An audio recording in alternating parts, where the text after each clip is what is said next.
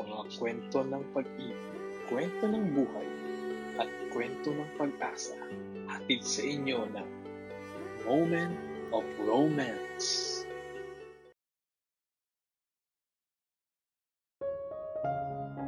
Sabi nila, ang unang mukhang dapat daw na naaalala ng isang bata ay ang sa kanyang ina. Pero sa tuwing ipinipikit ko ang aking mga mata at pilit na binabalikan ang aking kabataan, ang nakikita ko ay ang mga kamay ni Yaya Rosa. Mga kamay na magaspang dahil sa paglalaba ng aking mga uniforme. Ngunit kasing lambot ng bulak kapag hinahaplos ang noo ko tuwing may lagnat ako. Sa malaking bahay na to, kung saan ang mga magulang ko ay parehong may trabaho at parang mga bisitang dumarating lang para matulog, si Yaya Rosa ang naging tanging permanenteng anino sa buhay ko. Kaya naman habang lumalaki ako, si Yaya Rosa na ang naging anino ko sa lahat ng mahalagang okasyon ng buhay ko. Sa bawat programa sa eskwelahan, siya ang matyagang nakaupo sa mga monoblock chair sa pinakadulo ng jeep. Habang ang ibang bata ay may bitbit na mga magulang na nakaformal, ako ay laging nakatanaw sa kanya. Naghihintay siyang tawagin ang pangalan ko para lang pumalakpak ng mas malakas sa kahit na sino. Palagi kasing walang oras sina Mami at Daddy.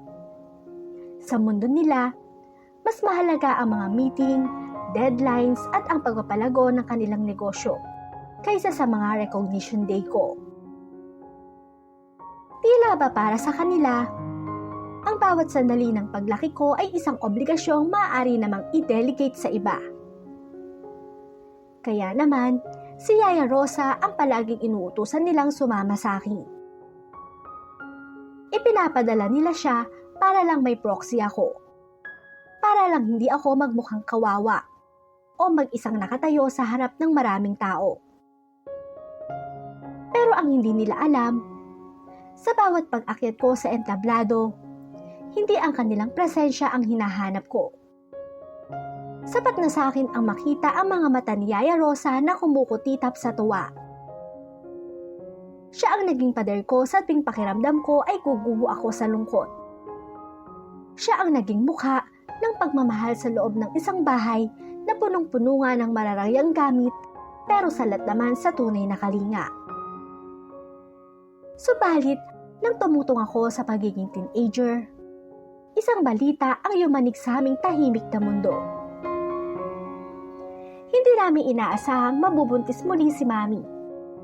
At nang magluwal siya ng kambal, doon na tuluyang nagbago ang takbo ng buhay ko. Kung dati, ako lang ang tanging alaga at pinagtutuunan ng pansin ni Yaya Rosa, simula noon ay biglang nadagdagan ang mabigat na responsibilidad sa kanyang mga balikat. Mula sa pagiging yaya ko, naging yaya na rin siya ng 2 sanggol na nangangailangan ng 24 oras na kalinga. Kaya naman, dahil sa bigat ng trabaho at sa puyat na dulot ng kambal, nagpa siya sina Mami at Daddy na kumuha ng isa pang kasama sa bahay. Isang mas bata at mas malakas daw, para may katuwang si Yaya Rosa sa mga gawaing bahay at sa pag-aalaga sa mga bata. Itago na lang natin siya sa pangalang Helen. Hindi siya itinuring na iba sa amin dahil si Helen ay pamangkin mismo ni Yaya Rosa. Inakala namin na dahil magkatugo sila, dala rin ni Helen ang katapatan at kabutihang loob na ipinamala sa amin ni Yaya Rosa sa loob ng maraming taon. Noong mga panahong yun, nasa edad 17 na ako. Isang yugto kung saan dapat ay mas malaya na ako at inuuna ang sariling mundo. Pero mas lalo akong naging mapagmasid sa mga nangyayari sa loob ng aming bahay. Sa pagdating ni Helen, doon biglang nasubok ang pagiging binata ko. Dahil habang kasama namin siya sa iisang bubong, may napapansin akong tila kakaiba sa kanya na hindi ko pa noon maipaliwanag ng sapat. Sa Sa kabila ng pagiging magkamag-anak nila, malayong malayo ang kilos ni Helen kay Yaya Rosa. May mga pagkakataong nahuhuli ko siyang nakatitig sa akin sa paraang hindi ko nakasanayan. Ang kanyang mga galaw ay may halong pahiwatig na tila naghahanap ng atensyon. Mga titig na may ibang kahulugan at mga kilos na tila sinusubukan ang aking pagtitimpi bilang isang lalaki. Hindi siya katulad ni Yaya Rosa na balot ng disente at amoy planchang uniforme. Si Helen ay may dalang ibang hangin sa loob ng bahay. May mga pagkakataong nahuhuli ko siyang nakatitig sa akin ng matagal. At kapag nagtatama ang aming mga paningin, dahan-dahan siyang ngingiti na tila ba may ipahihiwati. Kapag naglilinis siya sa kwarto ko, napapansin kong tila sinasadya niyang mas matagal at magsuot ng mga damit na medyo hapit sa kanyang katawan. Ang bawat galaw niya ay may kakaibang lambot. Isang uri ng pang-akit na bago sa aking paningin at pandama. Hindi amoy sanggol o amoy kusina si Helen. May dala siyang halimuyak na nakalilito sa isang binatang tulad ko na nagsisimula pa lamang makaramdam ng mga bagong emosyon. Minsan, kapag nagkakasalubong kami sa hallway sa gabi, hindi siya tumatabi. Tititigan niya ako ng diretso sa mata.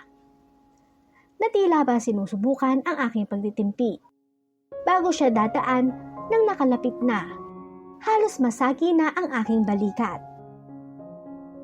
Noong mga panahong iyon, alam ko na kung ano ang ibig ipahiwatig ng mga kilos ni Helen. Sa edad kong 17, masasabi kong hindi na ako inosente.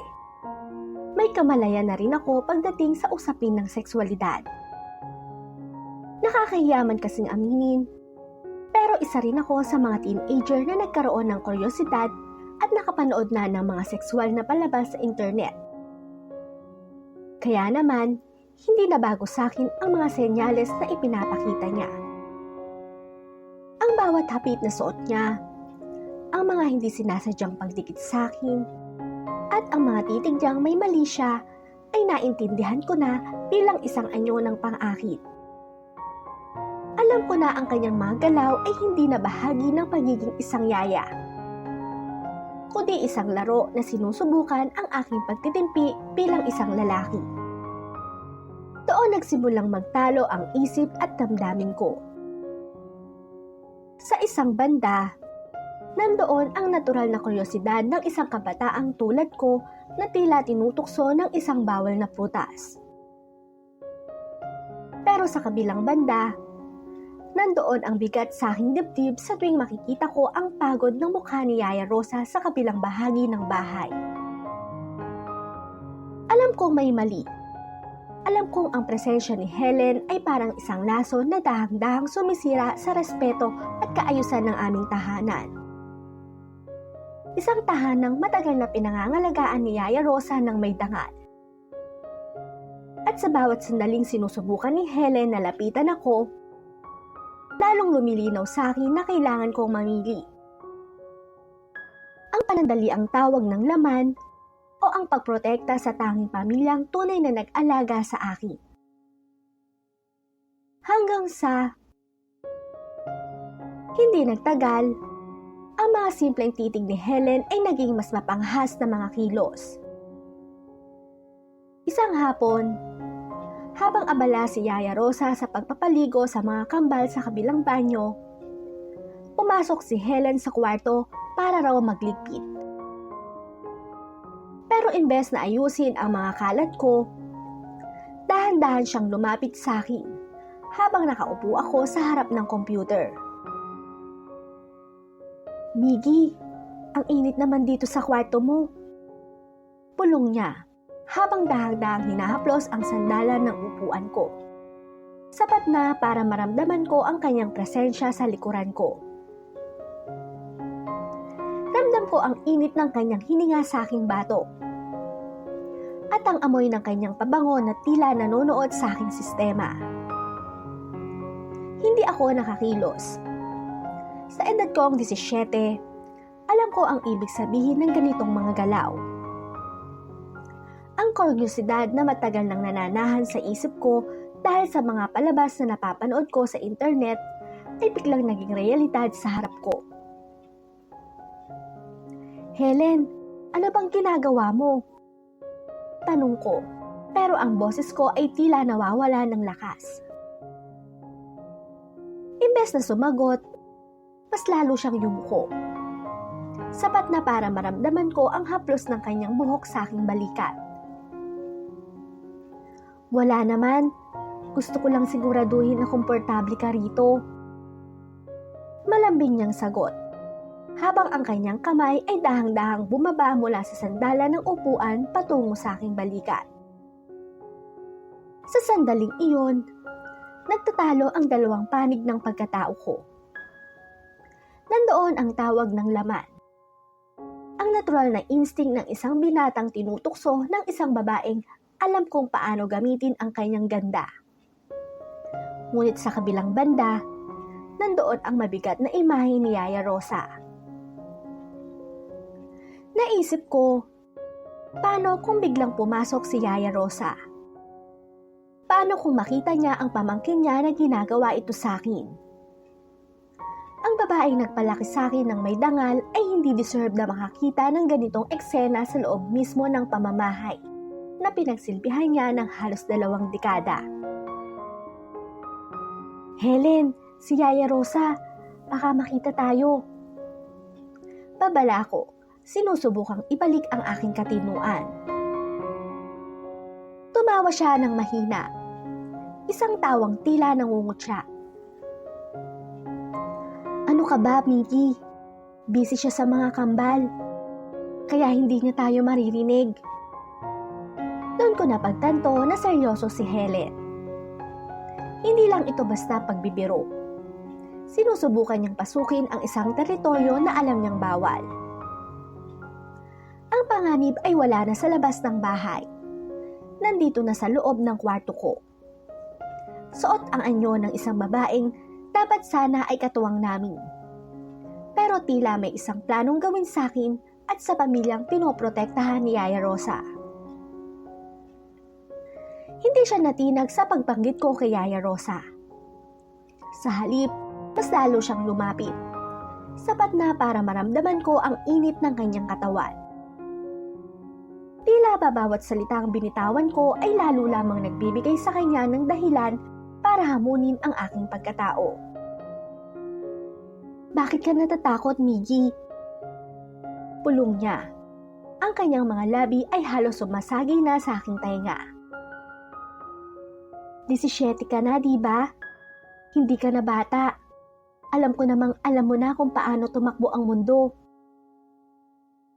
Humarap ako sa kanya. Pilit na pinaratatag ang aking sarili. Kahit na ang totoo ay naghuhumindig ang kaba sa dibdib ko. Sa lapit namin yon, nakita ko ang kakaibang kislap sa kanyang mga mata. Isang kislap na puno ng karanasan at tila nag-uuyam sa aking kawalan ng muwang. Anong ibig mong sabihin? Tanong ko, pilit na itinatago ang panginginig ng aking boses. Huminga siya ng malalim at dahang-dahang umupo sa gilid ng aking kama. Isang pwestong tila nagsasabing hindi siya nagmamadaling umalis. Ang ibig kong sabihin, ang buhay ay hindi lang puro utos ng mami at daddy mo o puro aral ni Tita Rosa. May mga bagay na hindi itinuturo sa paaralan, Miggy. Mga bagay na nararamdaman lang. Tiningnan niya ako mula ulo hanggang paa. Isang tingin na tila ba binabasa ang bawat lihim na pagnanasa na itinatago ko. Masyado kang seryoso sa buhay. Masyado kang nakakulong sa anino ni tita. Hindi mo ba gustong maranasan ang maging malaya kahit sandali lang? Walang makakaalam. Tayo lang dalawa. Sa sandaling iyon, ang katahimikan sa loob ng kwarto ay naging mabigat. Maririnig ang malayo at mahinang iyak ng isa sa mga kambal mula sa kabilang silid. isang paalala ng mundong kinalakihan ko. Pero dito, sa harap ni Helen, tila may bumubukas na bagong pinto. Isang madilim at nakakaakit na eskinita na hindi ko pa kailanman napuntahan. Paano kung magkamali tayo? Mahina kong tanong. Isang tanong na alam kong hudyat na ng aking unti-unting pagbibigay. Ngumiti siya ng matamis. Ngunit ang kanyang mga mata ay nanatiling mapanganib.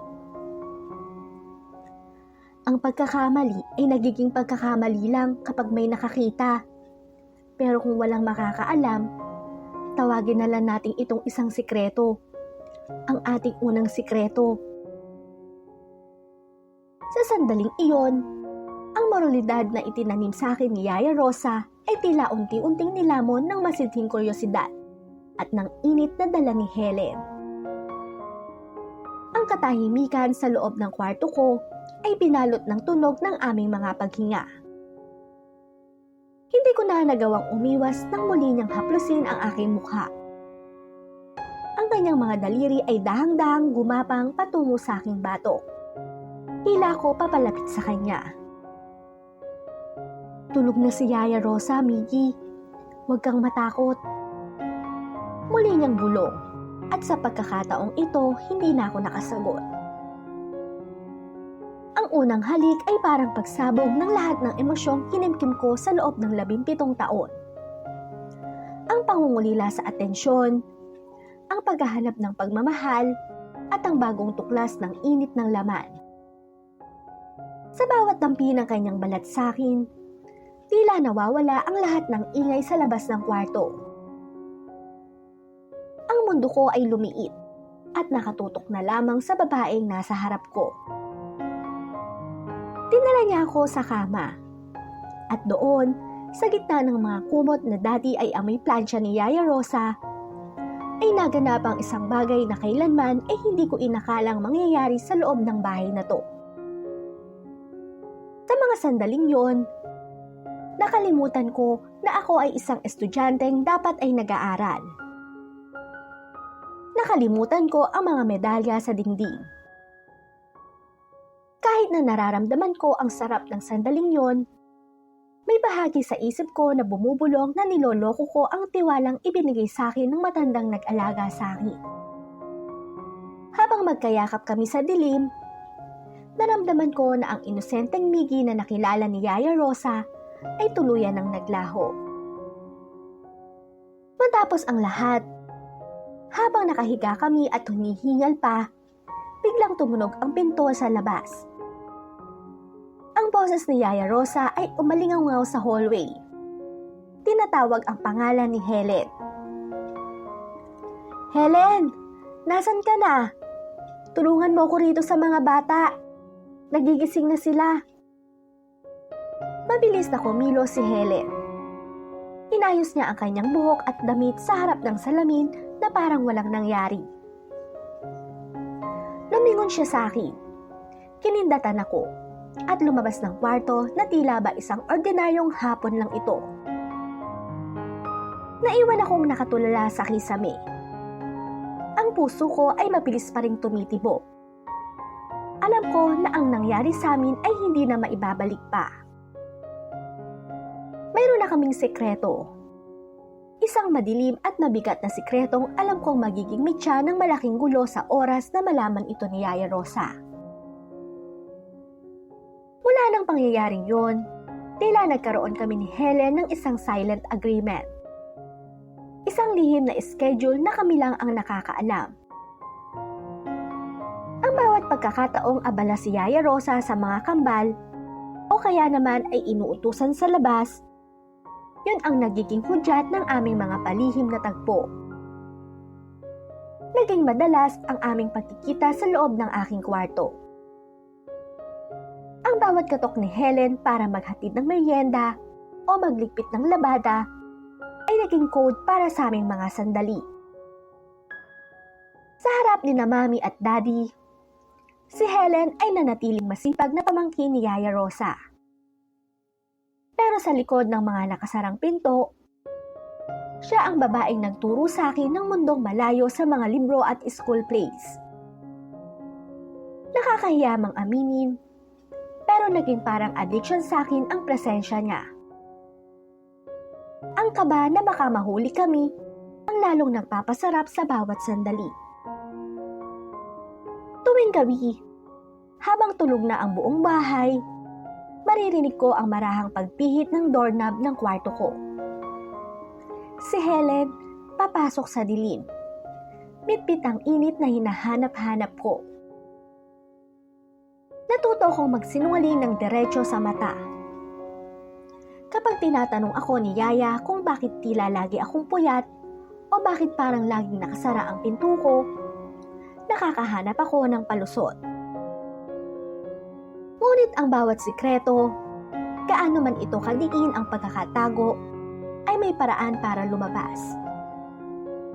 Ang mga gabing puno ng panandaliang sarap ay napalitan ng mga umagang puno ng kaba at pangamba. Nagsimula iyon nang magbago si Helen. Ang dating mapang-akit niyang aura ay napalitan ng madalas na pagsusuka at pamumutla. Isang gabi, pumasok siya sa kwarto ko. Wala na ang ngiti sa kanyang mga labi. Sa halip, nanginginig niyang inalapag sa mesa ko ang isang pregnancy test kit. 2 guhit, 1 hatol. "Miggy, buntis ako," bulong niya. Tila tumigil ang mundo ko. Sa edad na 17 taon, ang mga pangarap na itinanim sa akin ni na Mami at Daddy at ang mga pag-asang inalagaan ni Yaya Rosa ay biglang naglaho. Ngunit bago pa man ako makasagot, narinig namin ang lagapak ng baso sa sahig. Narinig namin ang lagapak ng baso sa sahig sa labas ng aking pinto. Dahan-dahan itong bumukas. Nandoon si Yaya Rosa.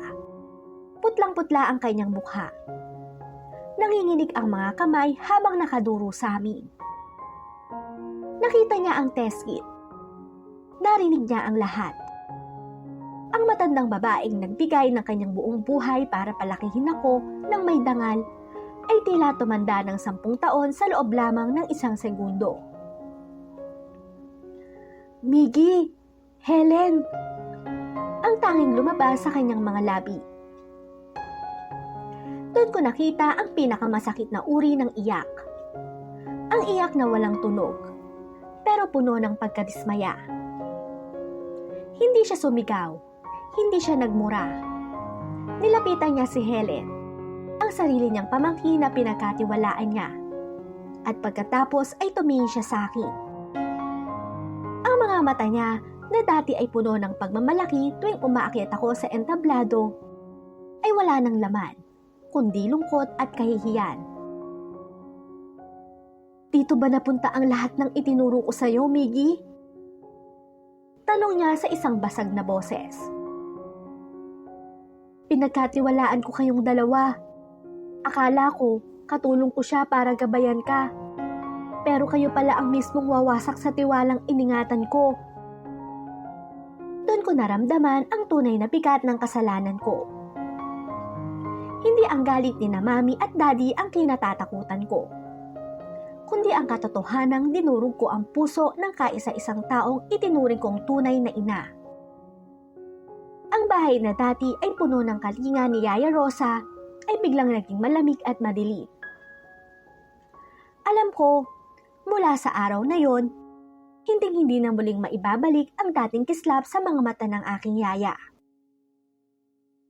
Ang sumunod na mga araw ay parang isang masamang panaginip na hindi ko na magising-gising. Gaya ng inaasahan, nang malaman ni na Mami at Daddy ang nangyari, gumuho ang langit sa aming tahanan.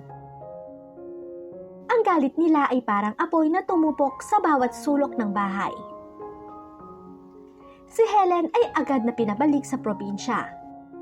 Bitbit ang kahihiyan at ang sanggol sa kanyang sinapupunan. Ang bunga ng aming mga nakaw na sandali. Ngunit ang pinakamasakit sa bahagi ay hindi ang sigaw ng mga magulang ko, kundi kundi ang katahimikan ni Yaya Rosa. Hindi siya umalis. Pinili niyang manatili para alagaan ang mga kambal. Pero ang sigla sa kanyang mga mata ay tuluyan ng namatay. Sa tuwing magkakasalubong kami sa hallway, yumuyuko ako. Hindi ko kayang salubungin ang tingin ng babaeng binigyan ako ng lahat. Pero sinuklian ko ng pagtataksil. Isang gabi, bago ako ipadala ni na Mami sa malayo para doon mag-aral at harapin ang responsibilidad ko kay Helen sa malayo, kinausap ko si Yaya Rosa sa kusina. Nay Rosa, patawad po. Simula ko habang umaagos ang luha ko.